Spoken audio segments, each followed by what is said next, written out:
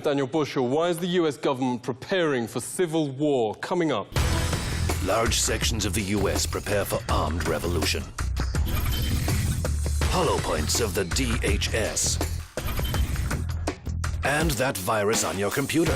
The Army now linked to systematic covert operations on anyone who criticizes multinationals.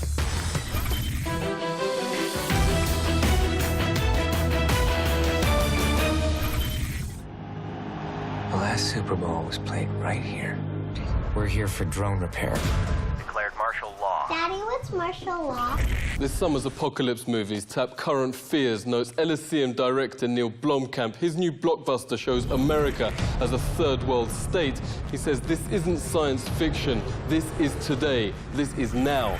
2 in 3 Americans now say the country is going the wrong direction. Half of them say it could require armed revolution. The New York Times notes America's prepping movement, people preparing for the worst, has now gone mainstream.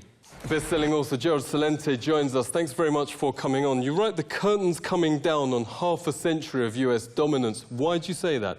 Fascism has come to America. I don't say that as an inflammatory statement. I use it as a statement of fact. The merger of state and corporate powers, by definition, is called fascism. And I could back up that fact with 4 simple words. Too big to fail.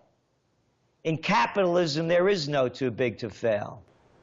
So it's been a corporate takeover, a military-industrial complex so big that if you just take out one underpinning of a too big to fail, the entire system collapses. They essentially called martial law a state of siege in Boston, magnified that in a couple of cities going on at the same time. You're going to see the entire nation break down. As long as the United States keeps waging war, the chances of retaliatory attacks grow greater. Hey, there was another drone strike. Another war being fought. There's a Bronx saying that we used to have as I was a kid.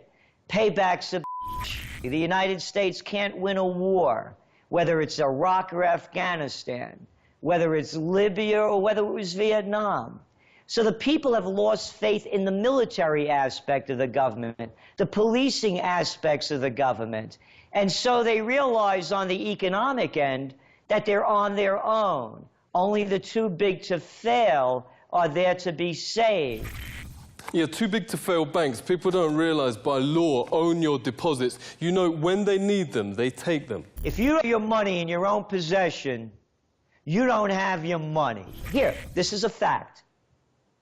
When 9/11 happened, I know this personally. I tried to get my money out of certificates of deposit, CDs.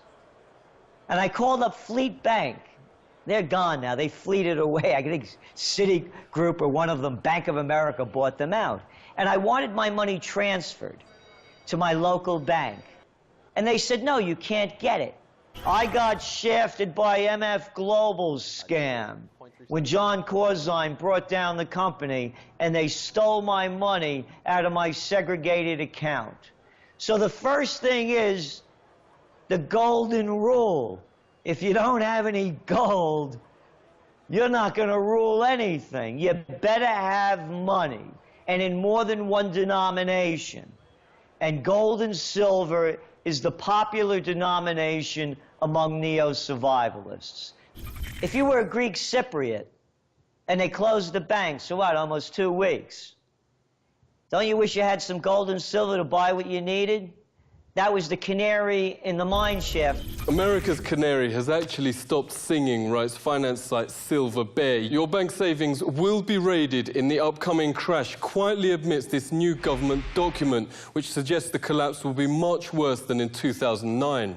New rules by the Federal Deposit Insurance Corporation reveals, quote, returning the sound operations of the globally active, systemically important financial institutions, that's the too big to fail banks, will be provided by converting unsecured debt from creditors. Converting unsecured debt is finance speak for taking regular savings. All this leaves Americans, warns former Wall Street banker Eve Smith, worse off than Cyprus.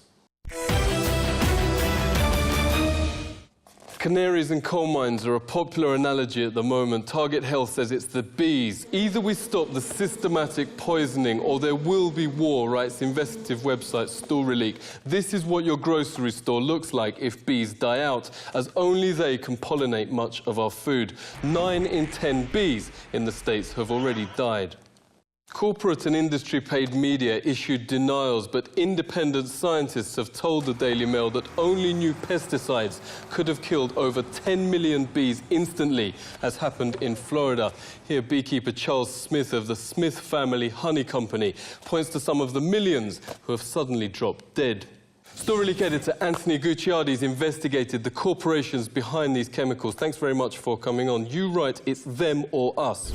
Right, exactly. The bee scenario could potentially spawn World War III, and it could also potentially spawn a massive economic collapse and starvation. And that's not an exaggeration. We've read reports time and time again where these diplomats go in and say, U.S., you have to stop approving these pesticides. And the reason for that is that America, the United States, refuses to stop using these neonicotinoid pesticides in its food supply, killing all of the bees. And then also, yes, it's exporting over to other countries. What's interesting here is that it shows the United States government is so owned by these major chemical corporations like DuPont and others that they would rather fund them with millions upon billions of dollars in these neonicotinoid pesticide sales than actually care about the bees. Monsanto knows it's killing the bees, and that's why it bought one of the major bee research firms, Beelogics. If we allow the corrupt officials inside the United States government that no longer represent us, if they don't stop, and if they destroy the bee population inside the U.S., we're looking at some form of a collapse of the food supply and an economic collapse as well.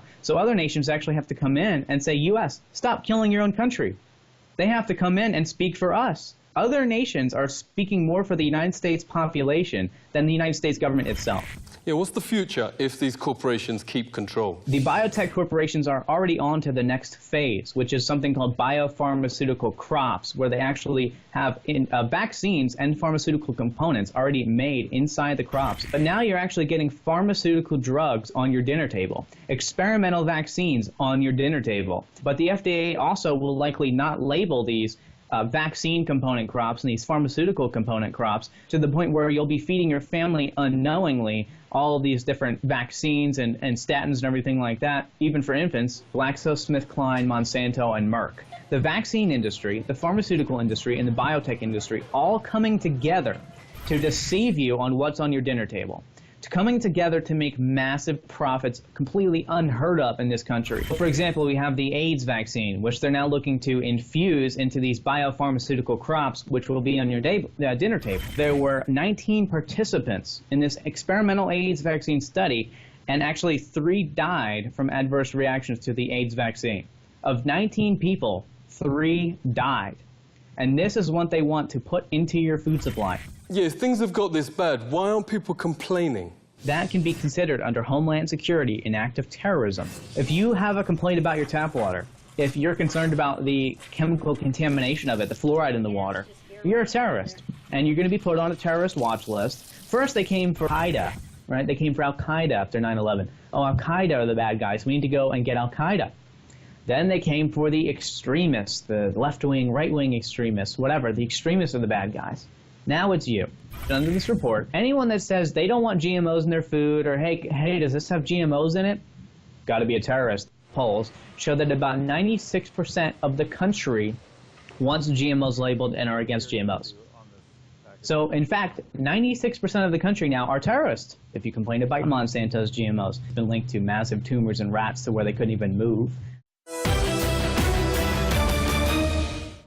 If you're a suspect, expect punishments such as computer viruses. Sustainable Pulse reports 2 days before he was due to make a presentation on Monsanto's pesticides. A bizarre virus completely disabled Adrian Bepp's computer.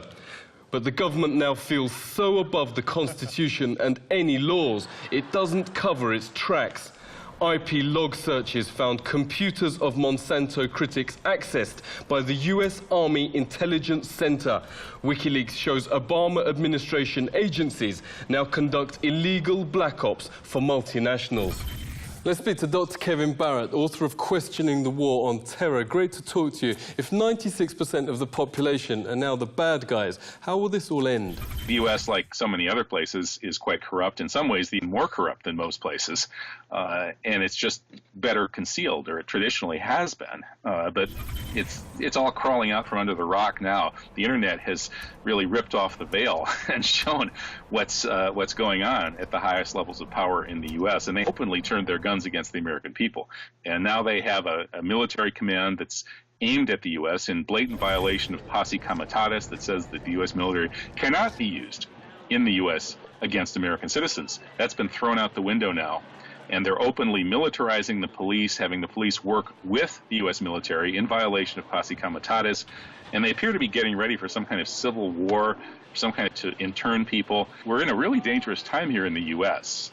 The guns of the military are now turned against the American people in a way that just never happened before in history. And these hollow point bullets are illegal to use in warfare, and yet DHS wants these huge numbers of them. You know, they have more than enough to kill off the entire population several times.